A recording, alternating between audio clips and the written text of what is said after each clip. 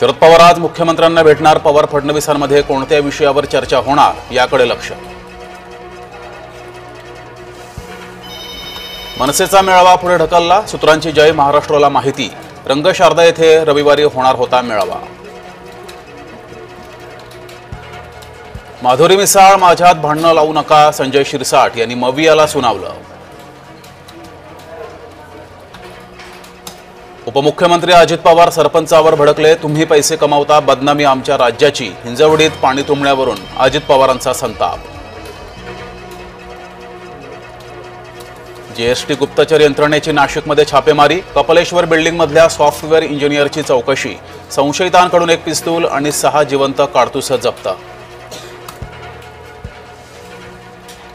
झारखंड दारू घोटाळा प्रकरणी अमित साळुंखे अटकेत। वादग्रस्त साळुंखेकडे महाराष्ट्रात महत्त्वाचं कंत्राट।